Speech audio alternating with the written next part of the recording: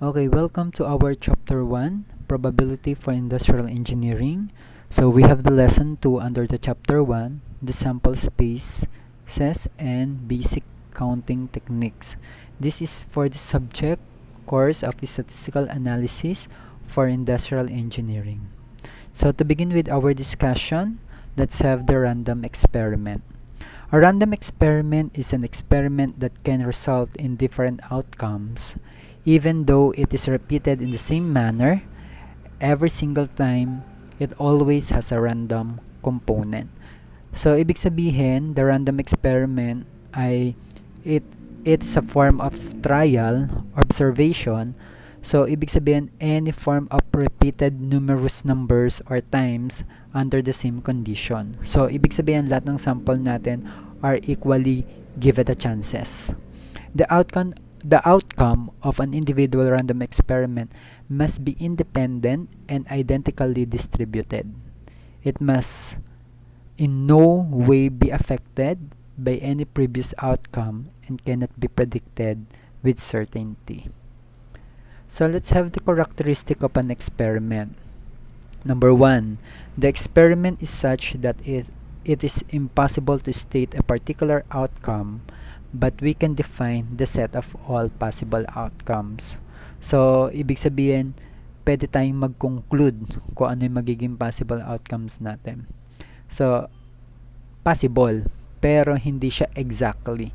If you are given from 1 to 10, you can identify what will be the outcome. Kasi from 1 to 10, that will be your sample. At the same time, those 1 to 10 are given a chances na pwedeng mabunot. So, ibig sabihin, alam mo kung sino. So, an experiment may be repeated indefinitely under unchanged condition. So, number 3, the outcomes of repeated experiment occur in a random fashion or by a chance. So, ibig sabihin, kung bubunot tayo, for example, we have a given sample from 1 to 10, dun sa fishbowl, bubunot tayo ng first 3. So, ibig sabihin, random sampling siya, nandun siya sa bowl. So, from 1 to 10 are given an equal chances na mabunot. So, ibig sabihin, ang chance mo ay pwedeng maulit, no? Okay, so we have the sample space. The sample space symbolized this symbol S is the set of all possible outcomes of a single experiment. It depends on the objectives of the analysis. So, ibig sabihin yung sample space natin ay collection of set of possible outcomes siya mula dun sa random experiment. So, ibig sabihin, the sample space is presented by the using of the symbol S, and the subset is possible outcome of an experiment is called the event. No? So, ibig sabihin, pwede pang hugutin ulit. For example, meron siyang under. So, a sample space may contain a number of outcomes which depend on the experiment. So, kung sasabihin mo, ilang beses bang kailangan mag-conduct ng experiment? So, nasa sa'yo yun. Next, we have the discrete. A discrete distribution is one in which the data can only take on a certain values, for example, integers. A continuous distribution is one in which data can take any value within a specified range, which may be infinite. Okay, so pagka sinabi kasi nating discrete, ito yung random space of consists of finite or countable infinite set of outcomes.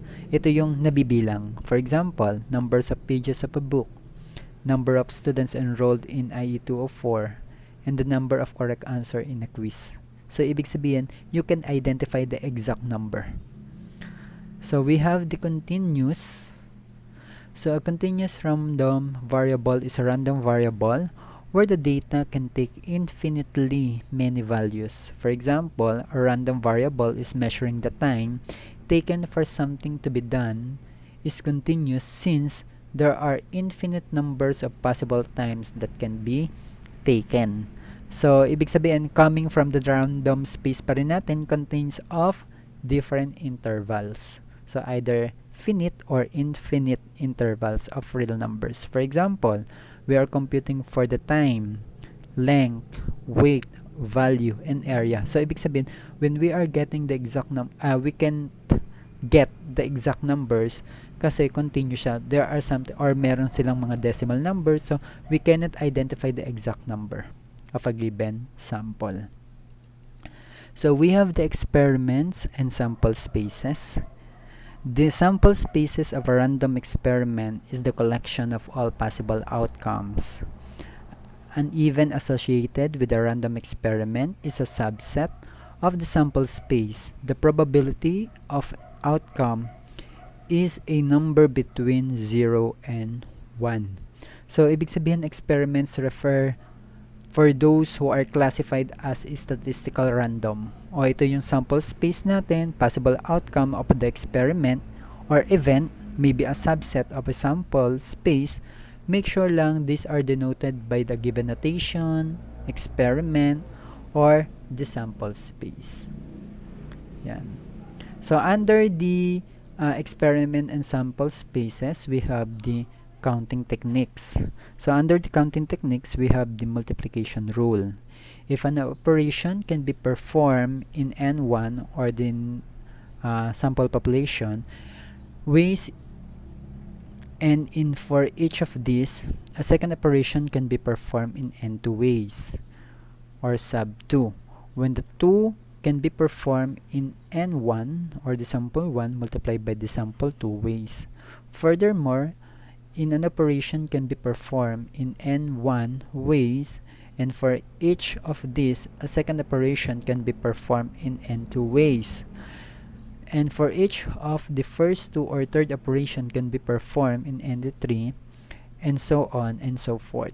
Then the sequence of K operation can be performed in N1 or N sub 1 multiplied by N sub 2 multiplied by N sub 3 and so on. Such is known as the general multiplication rule. So we have the counting techniques for permutation. A permutation is an arrangement of all or parts of a set of objects. Note that the order of an object is significant. The following gives the different permutation of the object. So we need to follow the different condition. Number 1, the number of permutation of n distinct object is n factorial. So if you're going to use your calculator or scientific calculator, mas madali siyang solve. The number of permutation of a distinct object taken r at a time is n p r is equals to n factorial, then quantity n minus r factorial. So number 3, the number of permutation of a distinct object arranged in a circle in n1 factorial. The number of permutation of a distinct things of which n1 are one kind, n2 are the second kind, nk are the kth kind, is where p is equals to n factorial, n sub 1 factorial, and so on. So we have the given formula. So where n is equals to summation of k, I is equals to 1, and I. So when we are talking about the I, this is the initial or the starting. Then k, ito yung magsasabi sa'yo kung hanggang saan or yung limit natin. Yan. So we have the counting techniques for combination. So a combination is a special case of partitioning wherein R equals to 2 cells. This defines the number of ways of selecting R object from n without regard to order. The number of combination of n distinct object taken R at a time is. So we have the given formula, n CR is equals to n R, quantity nr is equals to n factorial over r factorial quantity or multiplied by the n minus r factorial. So we have a given sample to identify those counting techniques. Sample number 1, how many permutation of 6 digits from 1, 2, 3, 4, 5 are possible when repetition is allowed? So kailangan So we are the given permutation of 6. So we have the given calculation of the permutation or the formula for permutation. So ibig sabihin, the given digits means find the different numbers are the possible to be performed using these digits. So mag-start tayo from 1 to 5. The condition has been specified that the repetition of the digits is possible. So number of ways can be filled 6 places of any 5 digits using 1 to 5. So we have the given answer. So using the formula, so this is the multiplication rule. So we have the n1 of 1, 2, 3, 4, 5, and so on. So repetition is allowed. So we need to compute 4, 5, multiply by 5, multiply by 5, and so on. So if we're going to count the number of permutation of 6 digits, 1, 2, 3, 4, 5, 6. So you need to multiply all those single numbers. So we're going to have the result of 15,625 ways. So another example, in how many ways can the 18 members of a Boy Scout troop elect a president, a vice president, and a secretary, assuming that no member can hold more than one office? So based on the given formula, so we are using the formula of combination. So the problem requires position and condition of a member can hold two position at a time or no repetition, bawal maulit. Therefore, we use the permutation without repetition. So gagamitin natin yung permutation formula. So therefore, we have 18. So P3 is equals to 18 factorial divided by quantity 18 minus 3 factorial equals 4,896 ways. So yun siya.